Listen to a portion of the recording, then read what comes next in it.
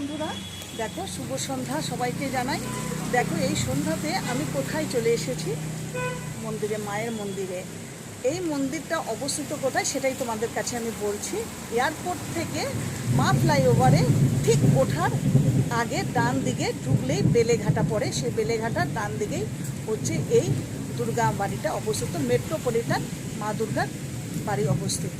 তো দেখতে পেলে আমি সমস্ত জিনিসগুলো তোমাদের সাথে শেয়ার করব। চলো, অনেক দিন ধরে আসার আমাদের ইচ্ছা ছিল, হঠাৎ আজকে আমাদের কর্তা বললেন যে আজকে ছুটির দিন, চলো একটু ঘুরে আসি। আর এই সুন্দর আবহাওয়া, বৃষ্টি ছিল না কিন্তু রাস্তায় আমরা বৃষ্টিটা পেয়ে গেছি। তবুও বৃষ্টিকে বৃষ্টি বলে মনে হচ্ছে না, কারণ মায়ের কাছে এসেছি, মাকে দর্শন করতে। খুব সুন্দর লাগছে এই বৃষ্টিতে ভিজে। তো চলো বন্ধুরা, দর্শন করা যাক। ভালো লাগলে লাইক কমেন্ট শেয়ার করবে। চলো, আর লেট নয়। খুব আমি স্টেপ বাই স্টেপ ধীরে ধীরে উঠছি, এই কারণে যে সমস্ত সিঁড়িগুলো কিন্তু বৃষ্টিতে ভেজা। আর এই দেখো আমার সাথে যে ভদ্রলোক উঠছে, উনি কিন্তু বিশাল মেহনত করছে এই বৃষ্টিতে ভিজে। সারা মন্দিরটাকে পরিষ্কার রাখার চেষ্টা, যত জল জমছে সমস্ত জল কাছিয়ে দিচ্ছে, ম্যাট পেতে দিয়েছে, ভীষণ পরিশ্রম করছিল। বেশ ভালো লাগছিল যে মন্দিরটা এত সুন্দর পরিষ্কার। বৃষ্টিতেও যে মন্দিরটা কোনো জায়গায় একটু কাদা নেই, জল জমে নেই, কিচ্ছু নেই, এত সুন্দর পরিষ্কার করেছে। তো আমার সেটা খুব ভালো লাগছিল। আর এই দিকে উপরে ওঠার পর এই যে খুব সুন্দর একটা বাঁধানো পুকুর, আর সেখানে একটা দূরে বোটও দেখা যাচ্ছে। মনে হয় নিশ্চয়ই বিকেলের দিকে পৌঁছলে এখানে বোটিংও করা যায়। যাই হোক, চলো খুব সুন্দরভাবে সমস্ত ভগবানদের দর্শন করা যাক। আমার তো ভীষণ ভালো লাগছে। আশা করি আমার যত বন্ধুরা আছো, তোমরা যদি আমার ভিডিওটা সুন্দরভাবে ওয়াচ করো, তোমাদেরও কিন্তু খুব সুন্দর লাগবে আমার আজকে এই ভিডিওটা। প্রথমে বজরংবলীজির দর্শন করে নিলাম। ফার্স্ট টাইম এসেছি আমি, খুব সুন্দর লাগছে। চারিদিকের পরিবেশ সুন্দর, উপস্থাপনা বেশ সুন্দর। এবারে যাবো মেন মন্দিরে, মায়ের চলে এসে।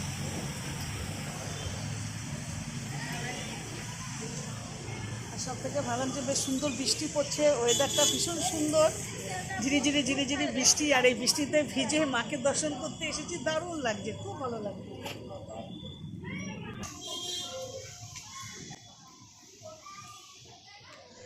তো এবার চলে আসলাম মা দুর্গার দর্শন করতে। বেশ সুন্দর লাগছিল। আর সন্ধে আরতি কিন্তু এখনও শুরু হয়নি।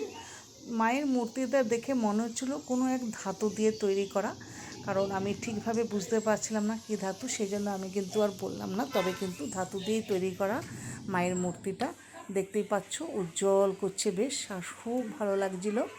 আর ভক্তদেরও কিন্তু আসা যাওয়া শুরু হয়ে গিয়েছিল। তো কারণ আমরা সন্ধ্যের জন্য ওয়েট করিনি, এই জন্যই যে যত টাইম যাচ্ছে ততই কিন্তু বৃষ্টি খুব জোরে শুরু হয়ে যাচ্ছিল।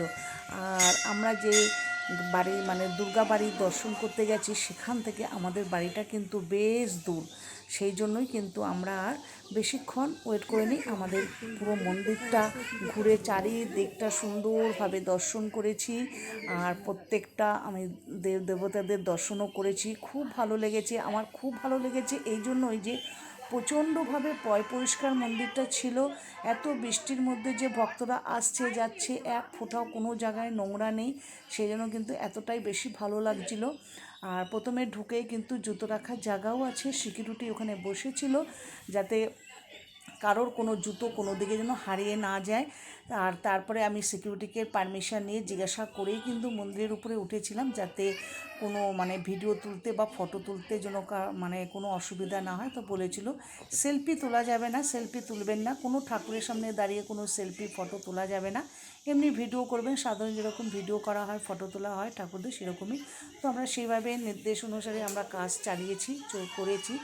আর আমরা তো ব্লগার, তো আমরা যাই সুন্দর সুন্দর কন্টেন্ট বানানোর জন্য, যদি একটু ভিডিও ফটো না তোলা যায় তো মনটা তো একটু খারাপ লাগে, তাই না?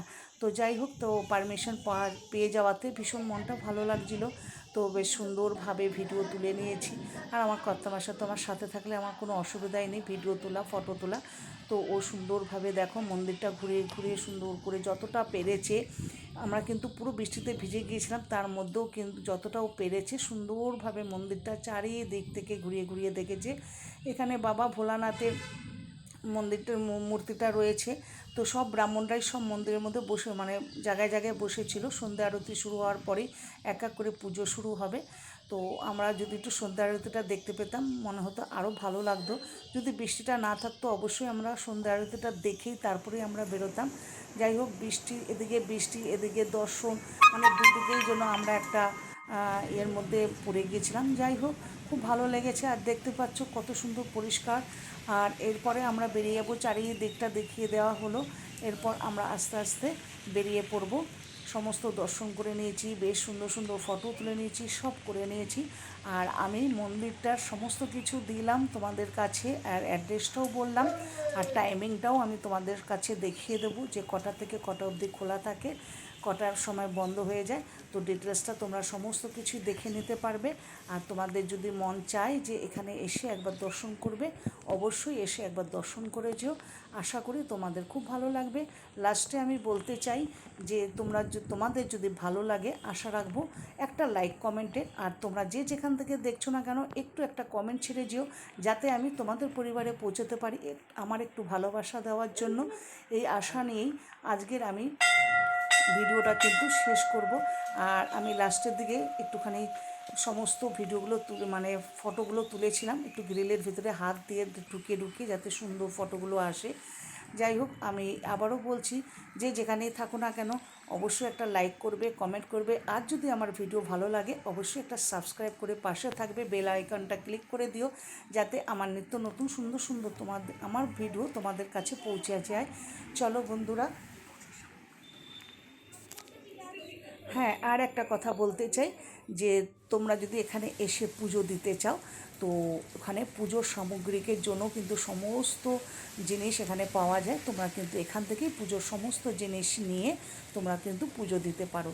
যেহেতু আমরা সন্ধেবেলায় বেরিয়েছিলাম, ভেবেছিলাম যে আমরা মানে সুন্দরভাবে অনেকক্ষণ বসে টাইম কাটিয়ে দেখে শুনে বেরোবো, কিন্তু রাস্তায় এখন তো বৃষ্টির টাইম জানোই, রাস্তায় আমাদের বৃষ্টি পড়ে গেছে, মানে ধরে নিয়েছে।